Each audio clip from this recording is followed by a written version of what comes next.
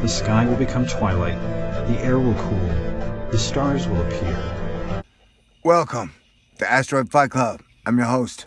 Today we have... This could be like the moment to shine. And then on the other hand, you have a very doomsday outlook. And a lot depends on strong American leadership. Oh my God. I'm starting work in a foreign country for an oil company, and I'll have to learn its ways. The first Europeans came to Venezuela seeking gold. They later found black gold, crude oil. They've been mining it ever since. As we headed out into the lake, I saw that there was no open water ahead, just rows of oil wells. Foreign oil companies operate the wells. They pay the state royalties on their production. Venezuela is important because they're the third largest supplier of petroleum. Creole had sent another American engineer up from the oil fields to meet me and show me around.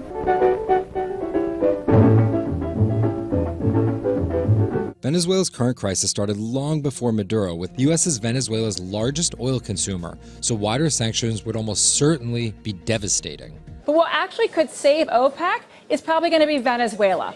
In Venezuela, gasoline is 6 cents a gallon. But what actually could save OPEC is military option.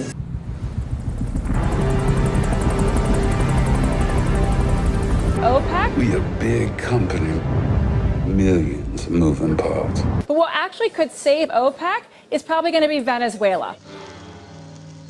The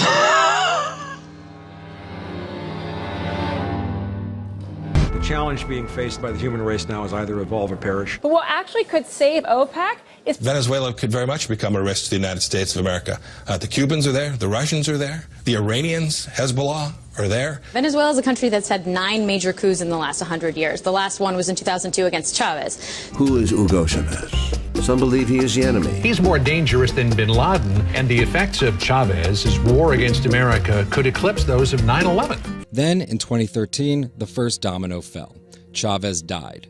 Maduro took over for Chavez, and in 2014, the second domino fell. The price of oil started to crumble. We then jump to 2017, where the economy is in shambles. There are food shortages. There are people starving. Even as he turns up the heat on North Korea, President Trump pulled off a shocker by suggesting he's considering whether to use force in Venezuela. Could we say the goal of presidents of the region would be to own their own natural resources? Is it possible? Então, eu pessoalmente não tenho nenhum interesse de brigar com os Estados Unidos. Ladies and gentlemen. Foreign oil companies operate the wells. You know, we're all over the world, and we have troops all over the world in places that are very, very far away. Venezuela is not very far away. Today, the Argentinian president, with concerns about U.S. trade policy, seemed in no hurry to embrace his American counterpart. Lo que hay que hacer acá y la mejor manera de dinamizar.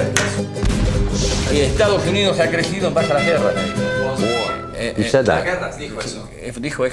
We have many options for Venezuela, including a possible military option if necessary. Ladies and gentlemen.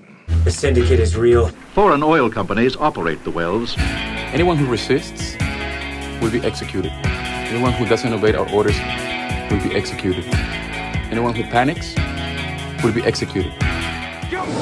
This week, the streets of Caracas have sometimes looked more like a war zone, with pitched battles between angry protesters and the national police force.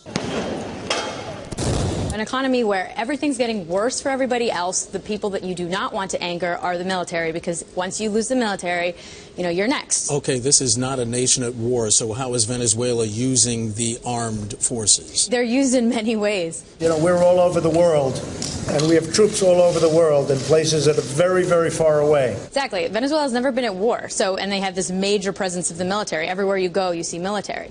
They're using them in sectors in the economy. They've given them control over them, and they kind of keep them to keep the peace. When there were protests in February, they used them to kind of suppress the protests. From these protests, many more protesters died. According to some reports, 140 people have died. 6 were under the age of 18. Over 1,000 injured. 862 reported arrests against protesters, and an additional 431 were arrested for political statements. People in Venezuela now have to use their fingerprints to get food. The move to biometric scanners has become a reality. Effort began a few years ago by President Nicolas Maduro. It is being called fingerprints for food. We then jump to 2017, where the economy is in shambles. There are food shortages. There are people starving. According to a 2016 living conditions study, 75% of Venezuelans are losing a concerning amount of weight. Then mass protests begin, starting with several thousand, then hundreds of thousands, then millions. What's happening to the currency in Venezuela? And the money in Venezuela is now worth less than World of Warcraft gold. Because oil has fallen off a cliff. And is it possible this is a sign of hyperinflation? For U.S. accounting standards, Venezuela counts as a hyperinflationary country. The last two countries to hyperinflate were Zimbabwe in 2001. Before that was Germany in 1934. They hyperinflated wheelbarrows, stacks of cash, couldn't buy a single pancake or something like that. No, it's true. I'm not trying to be funny. And then Hitler rose to power. Really bad chain of events. Hyperinflation is always followed by war, pillaging, really bad shit. Like, science may come out tomorrow and be like, hyperinflation is not a bad omen, but fucking A, yes it is. It is a horrible motherfucking omen.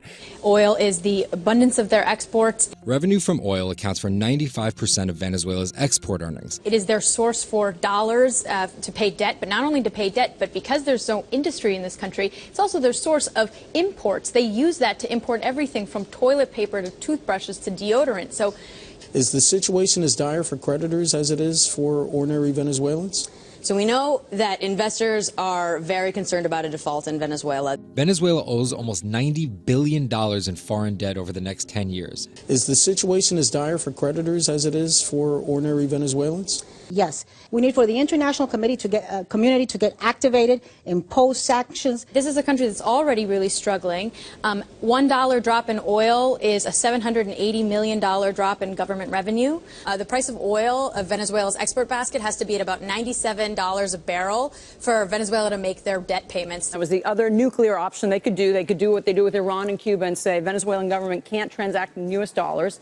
And that Citgo refinery that we showed everybody is owned by the Venezuelan government. Yes. So unlike all those other refineries, they could continue to operate, but the Citgo refinery would not be able to. That's right. The Citgo refinery would be potentially out of business. And so no one knows where to put it. It's coming out everywhere. It's coming out of the Permian. It's coming out of the Eagle Ford. There's there literally is no place to refine it, no place to put it. The boats, the big Suez Max carriers are all filled up, and I don't know where this stuff's going to go. There's some very large producers that are not able to cover with their cash flow to cover their drilling budgets. So push comes to shove, who knows which ones are going to go under. I'm starting work in a foreign country for an American oil company. Creole had sent another American engineer up from the oil fields to meet me and show me around. He gave me a regular guided tour of Maracaibo. The shop windows filled with goods purchased in the United States, and the familiar look of all the American cars. It's a used car lot full of American autos. The extremes of wealth and poverty in Caracas are great. Well, that's how it goes. The contrast really hit me when we drove up to our hotel. Just about the most modern one I've ever seen. Only the wealthy few can afford luxury apartment houses. Pardon my luxury, dear. Much less attention is paid to the ranchitos, the shacks which house the poor. The Caraqueños are especially proud of their low-rent housing projects, in clusters on the hillsides. We have nothing like them at home. Another example of the prosperity oil has helped to bring to Venezuela. Probably these hamlets haven't changed much in 400 years. But other parts of the coast certainly have. The offshore wells run along the edge of Lake Maracaibo for more than 40 miles, sometimes reaching beyond the horizon. It's quite a sight. The drive to Lagunitas took about an hour, most of it along a road built by Creole and the other oil companies back in the 30s. But the most thrilling sight to me was my first view of our new home. It's both a community and an industrial center. I found that the engineering staff is both Venezuelan and American, or North American as they say here. Also, they say that not enough Venezuelans hold top positions. The villages seem empty because so many people have moved to Caracas.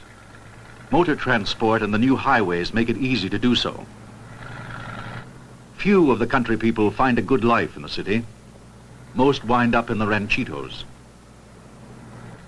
Still, the city is a magnet for the country people. One reason is welfare. Part of the oil royalties support the welfare system, so no one need go hungry. 7 miles offshore, I saw one of our huge plants which injects the natural gas back into the formation. Caracas has been destroyed by earthquakes several times and rebuilt each time. That maintains the pressure to keep the oil flowing. Creole and the Venezuelan government work together to make sure that the field is planned for the best long-term utilization of the country's oil resources. There's growing unrest in the universities. Many students are convinced that foreign investors, notably the oil companies, are taking more from Venezuela than they should. Foreign investors claim that outside capital was essential in developing the industry. The argument continues. So does production. All of this has reduced Venezuela to a state of chaos, revolt, and anger. Well, that's how it goes. Another example of the prosperity oil has helped to bring to Venezuela. Pardon my luxury, dear. Because these geopolitical risks are not going away. And unless they can find a way to cap output or for Saudi to pull additional barrels off the market, this is going to be a persistent problem for them. How do you actually get them to pull back their production? But what actually could save OPEC is probably going to be Venezuela. And at his New Jersey Gulf resort, President Trump dropped a shocker on reporters when asked about America's options for dealing with Venezuela. We have many options for Venezuela. And by the way, I'm not going to rule out a military option. We will not stand by as Venezuela crumbles. But it's important to note, as the president said, that a failed state in Venezuela threatens the security and prosperity of our entire hemisphere and the people of the United States of America. The U.S. is Venezuela's largest oil consumer, so wider sanctions would almost certainly be devastating. And oil prices aren't likely to hit the previous highs that kept the nation afloat, raising chances that the country could default. How are we going to get enough money in time? Our government has been infiltrated.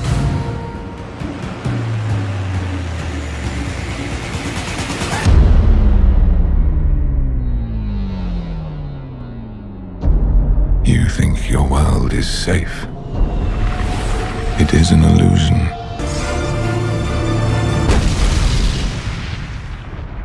Well, that's what it all boils down to. Like, as human beings, if we want to survive and stop being a slaver planet, we got to come together.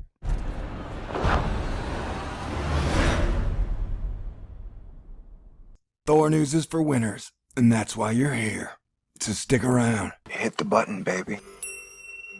Stay cool. This is a THORnews presentation. THORnews presents... All right, ladies and gentlemen, I'm talking about oil.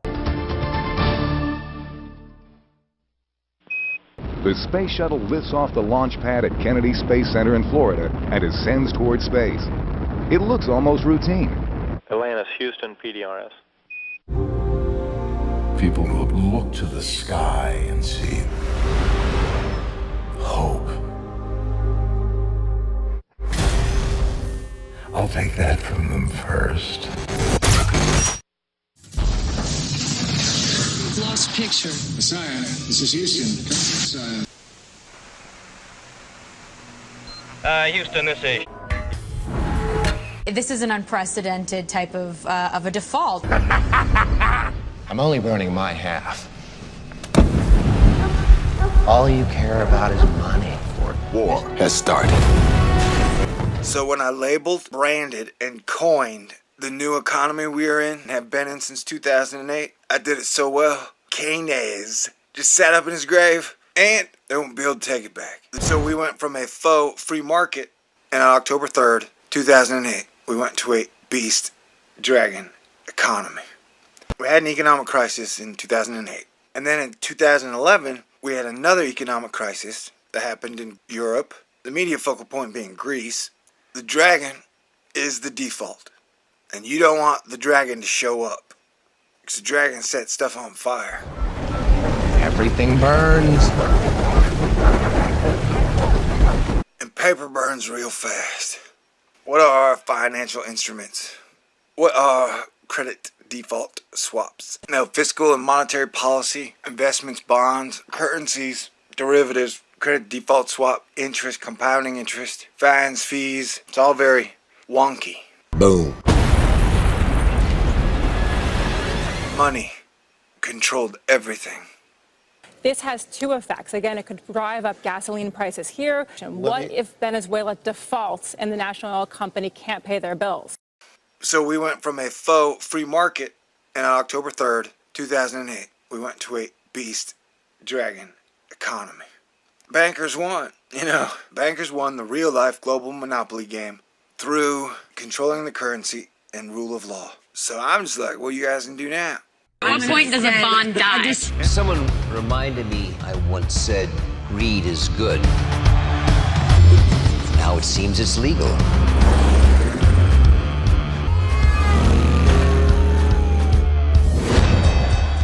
Country, and I'm a foreigner here. But the Venezuelans have already made me feel welcome. Ladies and gentlemen, if I say I'm an oil man, you will agree.